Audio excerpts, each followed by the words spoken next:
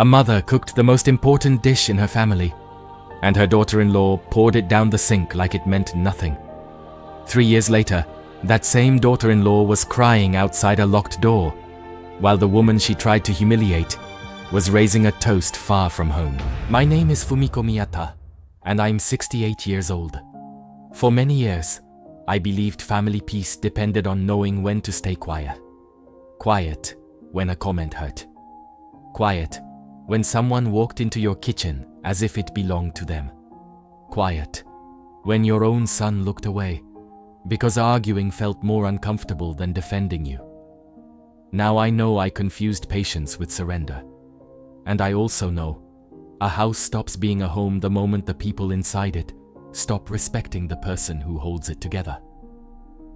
It started 3 winters ago with a phone call that, at first, felt like good news. My son, Takuya, called one afternoon in December. His voice sounded excited, almost childlike, like when he was little and came home with a good grade. He said he'd spend the New Year holidays with us, that he'd come with Nana, his wife, and that they'd stay about a week. I was in the kitchen, reviewing some accounts for a client. I work from home doing bookkeeping for small businesses. It's not glamorous, but it takes precision, patience, and responsibility. Sometimes I spend hours balancing numbers that don't forgive even the smallest mistake. Still, the moment I heard my son say he was coming for New Year's, I set my pen down and looked down the hallway, where my husband, Masao, was reading the newspaper. Takuya had been married for a while, and he didn't visit as often as before. When children build their own lives, you learn not to ask for too much. So I felt happy. I thought maybe Nana, by wanting to spend a whole week with us, was trying to get closer. A mother always wants to believe the best about the woman her son chose. Masao heard the news and raised his eyebrows. He didn't say anything at first, but I've known him for over 40 years. His silence wasn't rejection, it was caution. He'd always been less trusting than me. When I hung up, he asked if I was truly happy. I told him yes, and it was true. Or at least, I wanted it to be. For me, New Year's wasn't just a date on the calendar.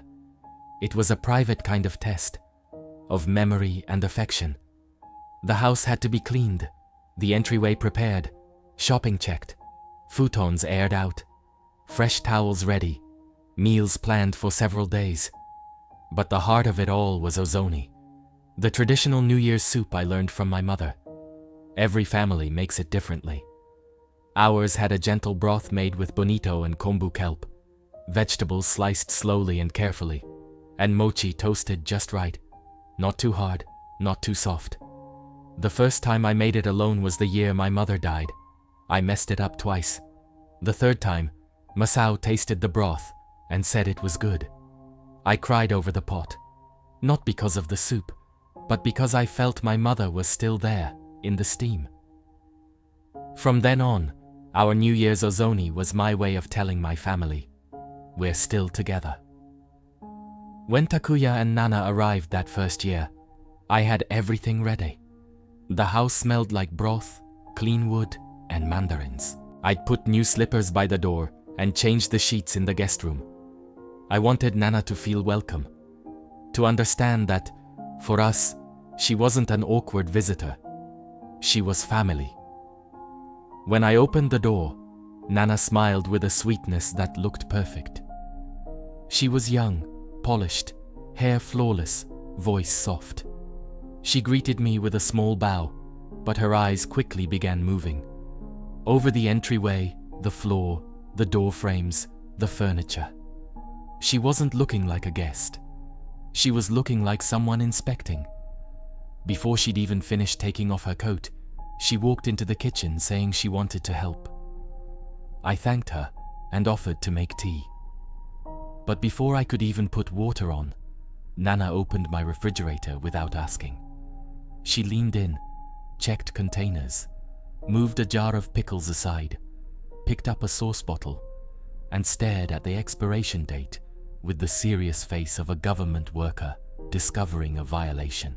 She said some things were too close to expiring and that hygiene was very important, especially in a home where older people lived. A hot, uncomfortable feeling rose in my chest. It wasn't only what she said. It was the way she said it. That polite voice that left no room to answer. That smile that turned any defense into bad manners. I told her I'd be more careful. She touched my arm and said she was only saying it for my own good. That phrase was the beginning of everything. For my own good. That week, Nana found small problems everywhere. The sponge needed to be replaced more often. The bathroom towels weren't folded the most practical way. My detergent was too harsh. Old dishes collected bacteria. The entryway closet didn't breathe. The table needed more modern placemats. Nothing was an open accusation. Everything was wrapped in concern. That's why it was so hard to point out. If I got upset, I seemed ungrateful. If I responded, I seemed sensitive. If I stayed quiet, she pushed one step further. On New Year's Day, I served the ozoni with almost ceremonial care. I made it thinking of my mother, of Masao, of Takuya, as a boy sitting with red cheeks over a hot bowl. I placed the bowls on the table and waited. Nana took a sip. For a second she smiled. I felt relief. Then she set the bowl down and said it was delicious, but maybe too salty for someone my age. She started talking about blood pressure, prevention, risks for older people. I was about to say Masao, and I got checkups, and that the broth didn't even have that much salt, but I didn't get the chance. Nana took my bowl. Before I could stop her, she stood up and carried it to the sink. She said she was going to throw out my portion because it was better to be safe, and that she'd make me something lighter later. The broth vanished into the drain. My mother's smell mixed with dirty water. Masao sat up sharply, but I grabbed his sleeve, almost on instinct. I didn't want a fight on New Year's. I didn't want to put Takuya between his mother and his wife. I didn't want Nana to cry and have it all become my fault. Still, Masao spoke. He said my ozoni was the best, that he'd been eating it for decades, and he was still alive. Nana replied that affection and health were two different things, and added that maybe Masao's taste had weakened with age anyway. The silence afterward hurt more than any shouting. I looked at Takuya. My son opened his mouth, closed it, looked at Nana, then dropped his eyes. In the end, all he said was that she didn't mean anything by it. That sentence, coming from my own son, hurt more than watching my soup go down the sink. Nana didn't mean anything by it. That's how that first year was explained away.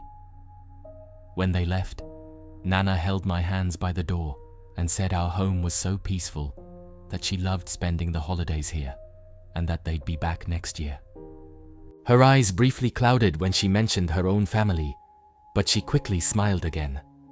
I didn't understand then that my home was becoming, for her, a stage where she could feel superior, without anyone stopping her. When the door closed, Masao and I stood in silence. The next day, I ran a fever. Masao brought me warm water, changed the towel on my forehead, and sat beside the bed. He apologized. He said he should have spoken up more, that he shouldn't have left me alone in front of Nana. I told him it wasn't that bad, but it was. I just wasn't ready to admit it yet. The second year was worse, because Nana already knew the territory. She arrived with a different kind of confidence. She no longer walked through the house like a guest, but like an experienced inspector. Naively, I thought that if I prepared better, if I cleaned more, checked dates, bought new sponges, replaced towels, she wouldn't have anything to criticize. I didn't understand that someone who wants control doesn't need reasons. They create them. That year, she inspected the bathroom, the windows, the cleaning closet. She said, I still used old-fashioned methods, and that, even though older people are stubborn, we could still learn. She asked about my bookkeeping work with a curious tone that quickly turned into contempt. Was that really a job? Wasn't I afraid of making mistakes? Didn't clients prefer someone younger? Every comment stole a little air from my lungs. Masao tried to intervene, but Nana had perfected her strategy. The moment anyone questioned her, her expression changed. She dropped her eyes, made them glossy, and said she was only trying to help. She even implied I was attacking her when I asked her not to look through our personal documents on the living room table. Takuya looked away again. I watched him and saw the boy I raised, but also a man who'd forgotten how to defend what's right when it meant making his wife uncomfortable. He wasn't cruel. Maybe that was the saddest part. He was simply weak at the exact moment he couldn't afford to be. When Nana brought up New Year's cards, the argument became more direct. She found a stack of old cards and scolded me for not replying to all of them. She said Japanese manners were disappearing because of people who confused being tired with freedom. I replied that good manners also meant respecting someone else's home.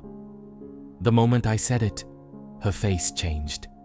She put a hand to her chest and asked if I was accusing her of being rude. She said she felt attacked, that it was psychological abuse, that she never imagined a mother-in-law could speak to her that way in a house where she was only trying to help. Takuya stood up to calm her down, not to calm me down. That night, after everyone went to sleep, Masao found me in the kitchen. I was standing at the sink, doing nothing. I wasn't crying, but my eyes felt dry from holding everything in. He didn't ask what was wrong. He walked closer, turned off the hallway light, and said that next year, it wouldn't happen again. The firmness in his voice surprised me. Masao was a quiet man. He'd spent his life avoiding conflict. But that night, he talked about his mother, something he almost never did. He told me that as a child, he'd watched her suffer under a mother-in-law who humiliated her with words disguised as proper correction. His mother always smiled, always said it was fine, but at night she cried in the kitchen. Masao, still a child, heard her many times and never dared to leave his room. He confessed that cowardice had followed him his entire life. He took my hand and said he wasn't going to repeat that story with me. I didn't know what to say. I just squeezed his fingers. The third year didn't begin in December. It began in October. Nana sent a message saying they'd come again for the holidays. She didn't ask. She informed. She said we should keep those days free and that she hoped this time the kitchen would be better organized because on important dates, it wasn't good to improvise. I stared at the phone for a long time. Then I showed it to Masao. He read it, set the phone on the table, and said it was time to close the door. Close the door. It sounded simple, but for a mother, raised on the idea that you always welcome your children, refusing your own son felt like betrayal. For days I hesitated. I thought of Takuya, the little boy who ran to me with muddy hands, his first suit, the night he had a high fever, the university he never finished because he wanted to work as soon as possible. I thought of everything a mother thinks when someone asks her to draw a hard line. Masao, meanwhile, was practical. We spoke with the building manager, Mr. Tamura. We explained the situation without sugarcoating it. Our son and his wife might try to come even if we said no. We didn't want to open the door. Any insistence should be recorded by the hallway camera. Tamura, an older man with calm eyes, listened carefully and nodded. He said that if anyone caused a scene, he would call the police. He also recommended we make it clear in writing that we did not authorize access. That word, authorize, gave me strength. The home was ours. Our age didn't make us people without rights. Being parents didn't mean we had to offer our roof as a testing ground for someone else's disrespect. Masao called Takuya first. He told him we wouldn't be hosting anyone that year, that we needed a quiet holiday, just the two of us, to rest. Takuya didn't know what to say. I don't think he ever imagined we might refuse. Then Nana got on the phone. Her voice was sweet at first, then disbelieving, then wounded. She asked if we weren't family anymore. She said tradition was to gather. She said she only wanted to take care of us. That if she'd ever made suggestions, it was for our health. Masao listened without interrupting. When she finished, he said something I will never forget. If you're here to take care of us, why does my wife get sick every time you leave? There was silence on the other end. Then Nana shifted tactics. She said I was too sensitive, that older people sometimes misunderstand, and that she couldn't be responsible for everything I felt. Masao stayed calm. He repeated that they were not to come, that the decision was final. When he handed me the phone, my chest tightened. Nana said my name with a dangerous softness. She spoke to me like I was a stubborn child. She told me I was exaggerating, that maybe I needed rest, that it wasn't good to isolate myself from family at my age. I listened. And for the first time in 3 years, I didn't search for pretty words. I told her I didn't want to spend New Year's with her. I didn't yell. I didn't insult her. I didn't explain much. I just said it. She fell silent. Then she asked if those words were truly mine. I said yes. That I was tired. That my home would no longer be a place where I was afraid to sit at my own table. And I hung up. My hands were shaking. Masao hugged me without saying a word. I felt a strange shame, as if I'd done something terrible. But under that shame, there was something new. A small pocket of air. At the end of December, Masao bought 2 tickets for a short New Year's cruise. It wasn't some extravagant luxury trip. It was a simple package for older couples who wanted to watch the first sunrise of January from the sea. I hesitated until the last moment. I was afraid Takuya would show up anyway and find the house locked. Masao reminded me that was exactly why we needed to leave. If we stayed home, we might end up opening the door. The morning we left, I cleaned the kitchen, closed the windows, and placed my mother's ozoni recipe carefully in a drawer. Before we walked out, Masao paused at the entryway and looked into the house.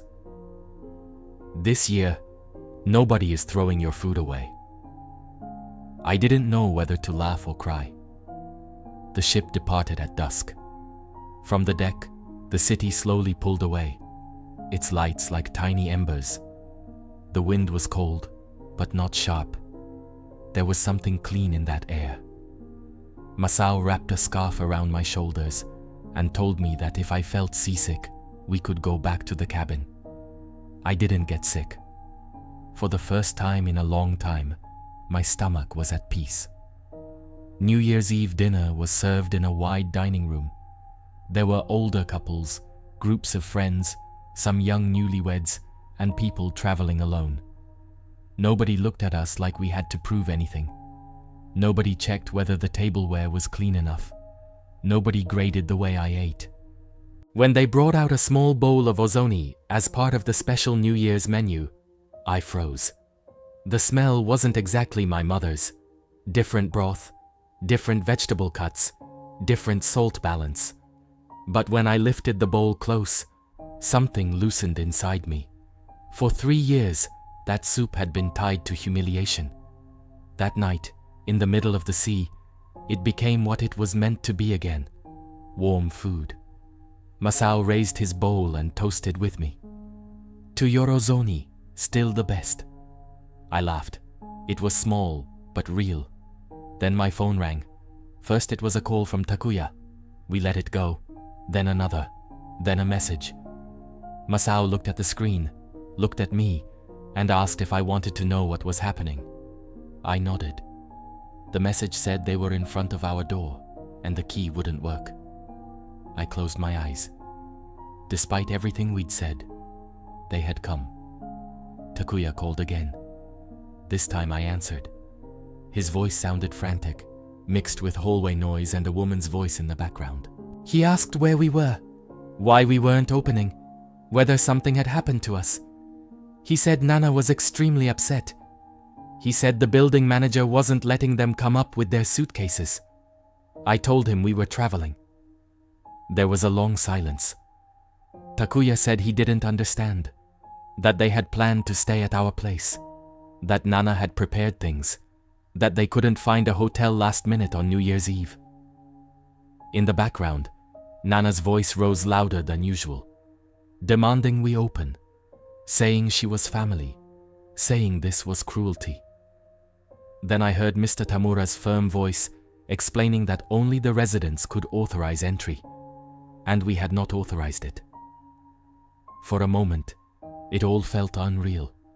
For years, Nana had entered our home as if it belonged to her. Now a closed door was reminding her it didn't. Takuya muttered that Nana was getting worked up, that neighbors were watching, that it was turning ugly. I heard a thud, a complaint, and then Tamura's voice, much more serious, saying that any physical contact with him was recorded on camera, and he would call the police if they continued. Masao placed a hand on my wrist. I breathed slowly. Takuya, his voice breaking, asked me for help. He didn't say exactly what kind. I think he expected me to smooth it over like always, to call the manager from the ship, to apologize, to fix the discomfort, to open a door even though I wasn't there, to carry the weight of family peace once again. I said no, not with rage, not with revenge, just no. I reminded him we had told them not to come, that the house was ours, that family isn't something you force with relentless pressure. An invitation isn't something you take, it's something you're given. Nana shouted something in the background. I couldn't catch every word, but I recognized the melody. Victimhood, disrespect, abuse, ingratitude. This time, it didn't pierce me. Takuya lowered his voice. He said Nana had nowhere to go, that her relationship with her own family was complicated. That was why she insisted so much on coming to our house. That confession made something click, something I'd suspected from the first year. Nana wasn't looking for a home with us. She was looking for a place where she didn't have to feel weak. Maybe her own family had humiliated her. Maybe she'd learned that to avoid being stepped on, she had to step first. I felt compassion, but compassion no longer pushed me to open the door. I told my son that understanding a wound doesn't mean letting that wound destroy us. Nana might need help, but I wasn't obligated to be the wall she hit. He was her husband. If there was a problem, he had to face it with her, not hide it inside our home every New Year. Takuya didn't answer right away. In the background, Nana's voice faded. I heard Tamura speaking to someone, maybe the police. Then Takuya took a deep breath. He apologized. It wasn't a perfect apology. It didn't erase 3 years of silence. It didn't put the broth back in the bowl. It didn't undo the fevers, the sleepless nights, the feeling of being examined inside my own kitchen. But there was something different in his voice. For the first time, he didn't sound like a son trying to calm his mother, so everything could stay the same. He sounded like a man finally seeing, maybe too late, what his comfort had allowed. He said he would talk to Nana, that they would go to a hotel, that the next day he would find a solution. Then he added that he had been a coward. I didn't answer immediately. I looked at the bowl of ozoni in front of me. The steam still rose. I thought of my mother. I thought of Masao. I thought of the woman I'd been that first year, grabbing my husband's sleeve so he wouldn't defend my soup.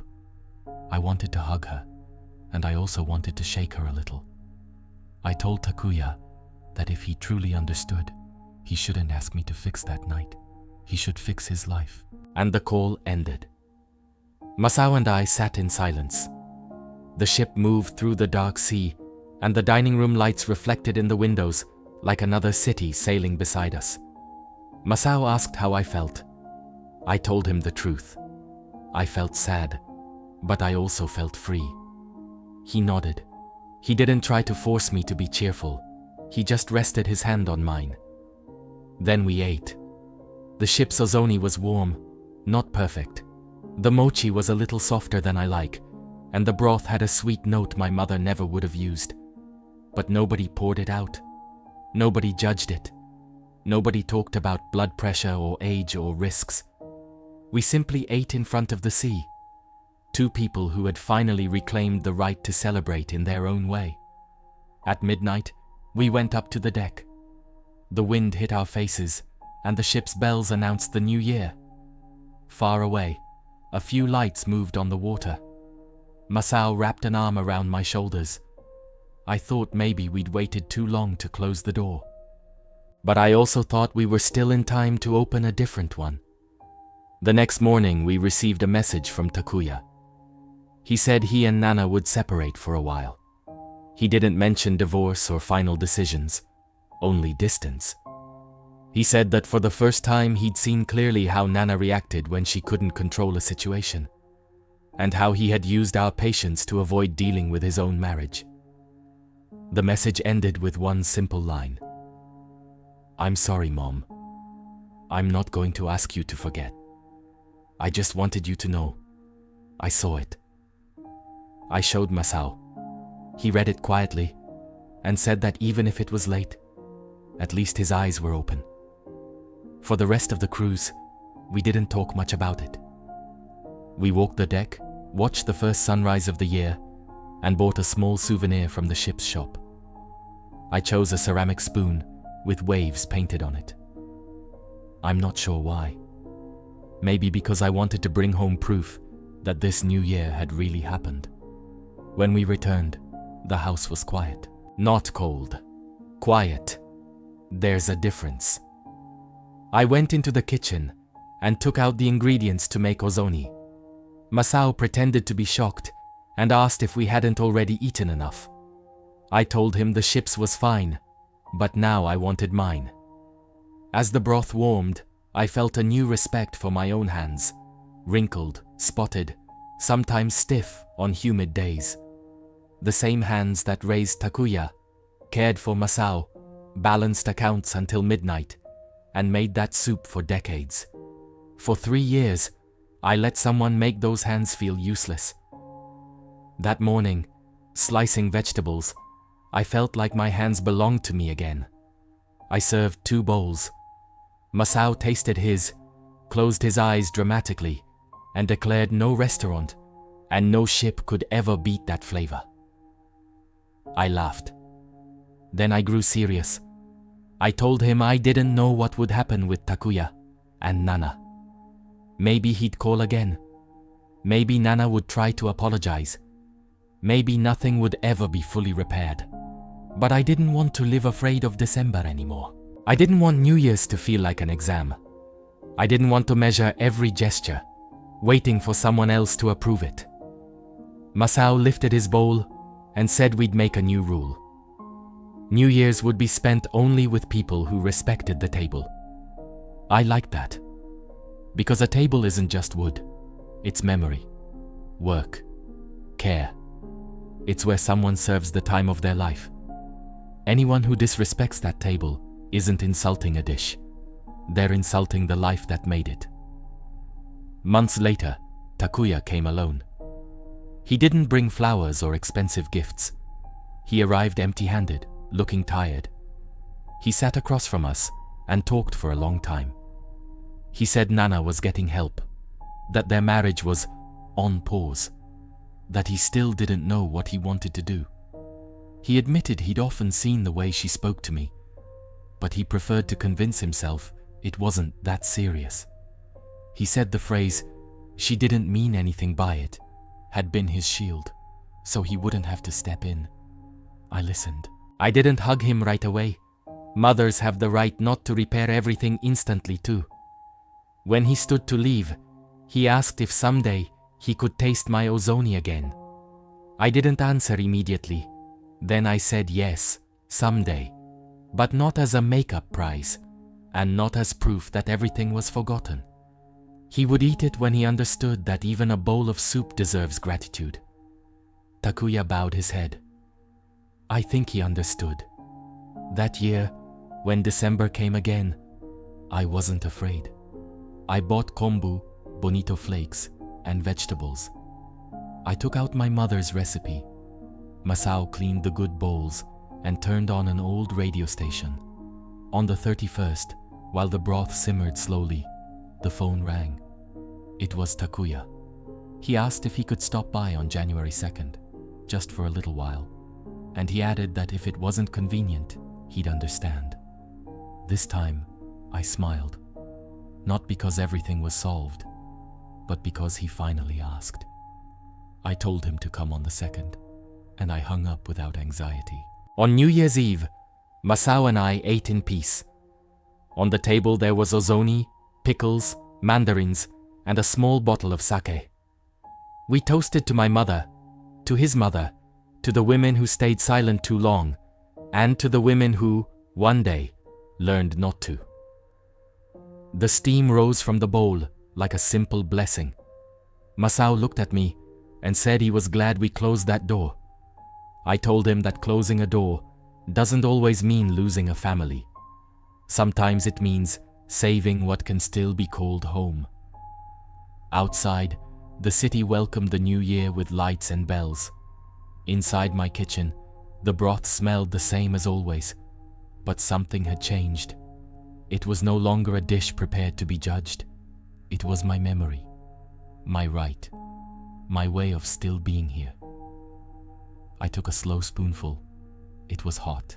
It was good. And for the first time in a long time, New Year's tasted like peace. And that's the story for today. Sometimes setting a boundary isn't losing your family. It's saving your home. Now I want to hear from you. What would you have done if you were Fumiko? Leave your thoughts in the comments and let's talk about it. And if you enjoy stories like this, subscribe for the next one.